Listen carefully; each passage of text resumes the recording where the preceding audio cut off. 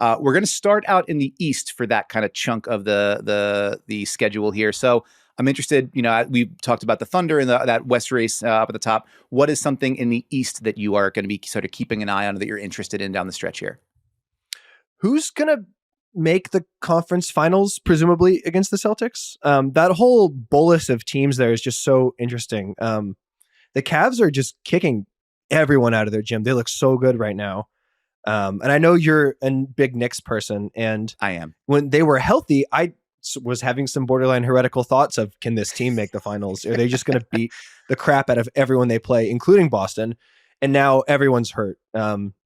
Julius Randle's shoulder is full of crab meat. It's just kind of a bad situation. Which, as we have established on across shows on this network, is my fault. I enjoyed what I was watching too much. I briefly felt hope and love in my heart, and the gods, or maybe just like the Judeo-Christian God, I don't know, struck me down. And so that's what's happening now with the crab meat shoulders and the various elbow loose bodies. So, but yes, sorry, continue.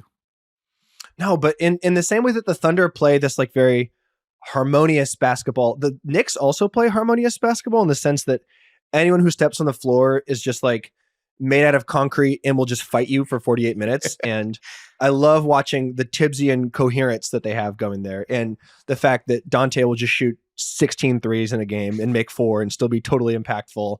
And I mean, there's a lot of talk about rebounding on this show, but Josh Hart is my favorite guy under 6'5" to watch rebound.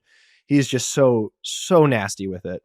And it's just such a shame they're not healthy right now because of all of that like big chunk of teams in the middle, the top end of the middle of the East.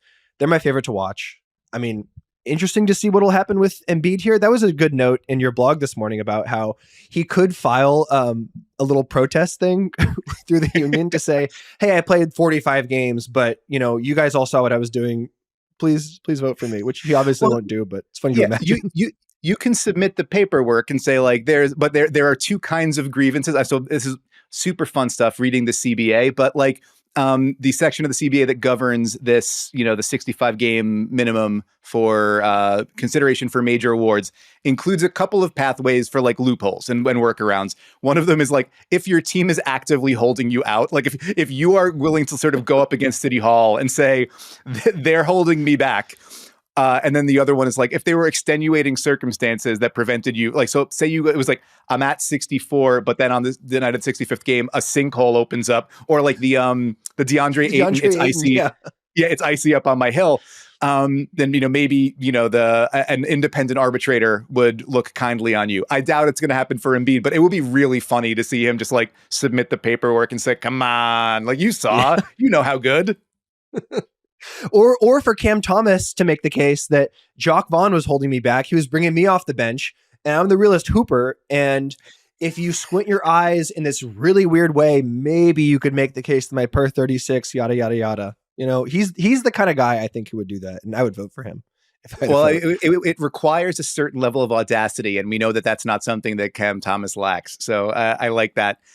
I agree with you that like who's in that sort of second tier of the East, who is the most likely to mount a serious challenge to the Celtics. It brings me no pleasure to say that the Celtics are 6 games clear of the rest of the pack in the East and have looked like a wrecking crew for most of the season. They cooled off a little bit in January and then went on an absolute heater getting into the All-Star break, capped by that 50-point demolition of the Nets.